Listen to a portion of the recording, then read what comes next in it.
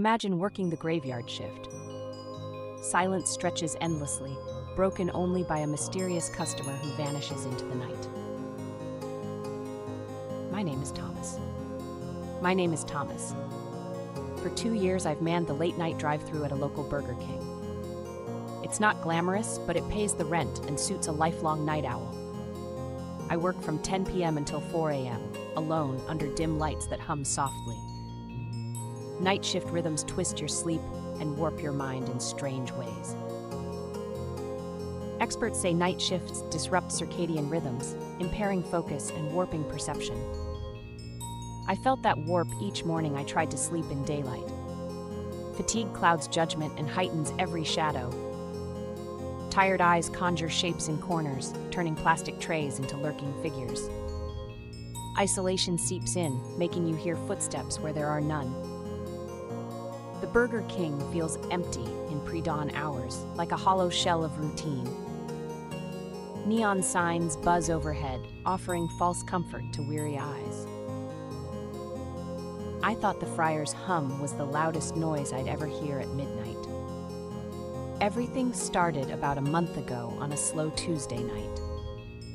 I was alone and half asleep when the speaker crackled at exactly 1 a.m. He ordered a large double Whopper with cheese meal and a Coke. Nothing about that order was odd until he reached the payment window.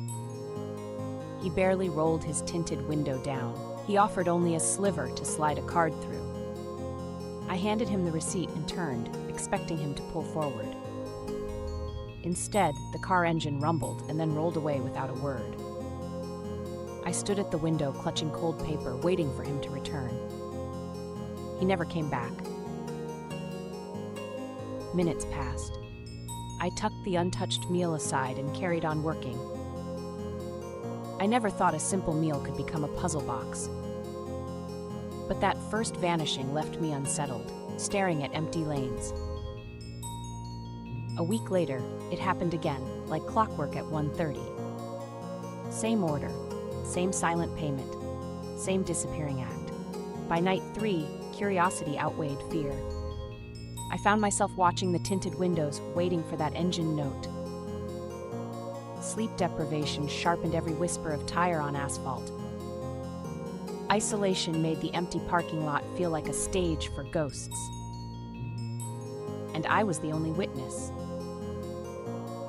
Every beep of the speaker felt like a heartbeat in the void. That void grew deeper with each unanswered transaction.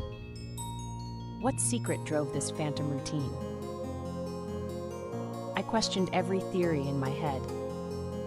Maybe it was an elaborate prank or a glitch in some prankster's game. But that explanation felt too simple. Every incident matched the last, down to the fraying car seat fabric. I asked my friends about pranksters, but they laughed it off as nonsense. No one believed me, but I couldn't shake the feeling of hidden eyes. By night 5, I could predict when the speaker would crackle to life.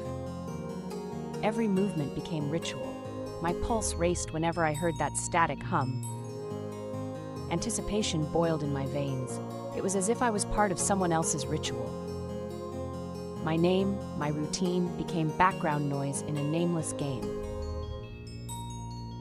That night, the air smelled different, like ozone before a storm.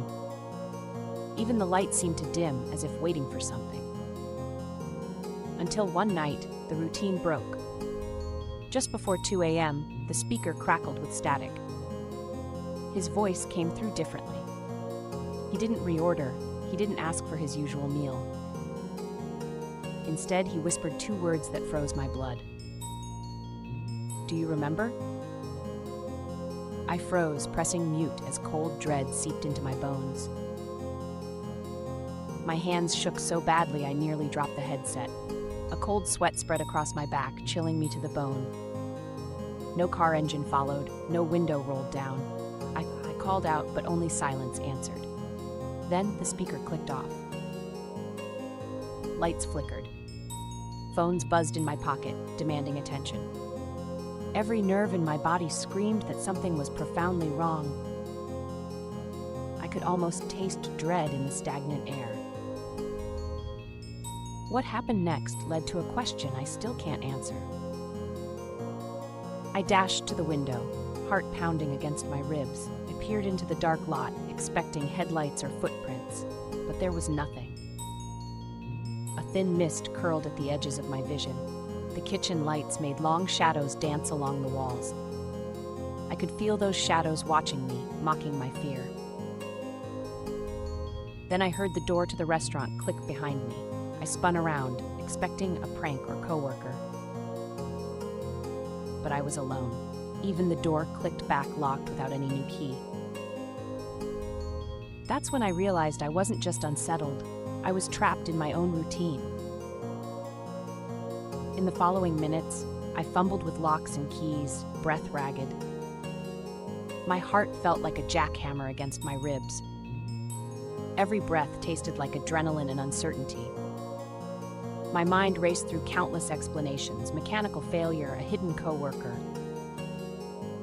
Nothing fit. I forced the door open and stepped into the empty lot. The empty lot looked ordinary, almost too ordinary to be safe. I flicked my flashlight across cracked asphalt and peeling paint. The air smelled of burning asphalt and something else I couldn't name. I turned in circles, scanning for footprints or tire tracks. Not a single disturbance marred the pavement. I bent down, searching for scuff marks or forgotten tokens. Nothing turned up except my reflection in a glass door. A whisper of cold wind brushed my ear, and then I felt breath, just behind me. I whirled around, but nothing was there. Only my own shadow stared back at me. My skin prickled as if unseen eyes tracked my every move. That was when I felt a presence, cold and deliberate. I stumbled back into the building, heart hammering. I locked every door, every latch, as if to keep something out or in. For the next hour, I sat under harsh fluorescence, heart pounding, unable to move. Time stretched, each second heavier than the last. I counted breaths, hoping to anchor myself in reality. The night shift felt different after that. My mind refused sleep, fixated on those two words. Do you remember? I replayed every drive-through interaction, searching for hidden clues. Sleep deprivation and isolation blurred reality. Every shadow in the lot seemed alive. Some nights, I swear I see a figure at the lot's edge. It stands silent, watching me, then vanishes when I blink. Friends say I'm obsessed, but they've never worked these lonely hours. They haven't heard the hiss of that speaker in the dead of night. Months have passed, and the orders continue, paid but never collected. I still work alone under dim lights, waiting. But I've stopped dreading the sound of the engine. I've come to expect that quiet invitation. In that void between the order and the vanishing, something watches. Maybe it's curiosity like mine, maybe something else. They say late-night encounters can warp your mind, feeding on fear. My tale is just one of many in the silent underbelly of cities.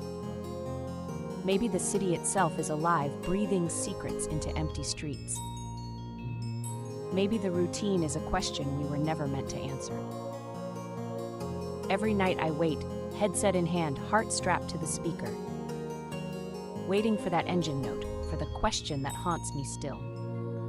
And I still wonder, what if one night the routine never ends? And I am the one who vanishes. Join us as we delve into the eerie world of late-night drive-thrus.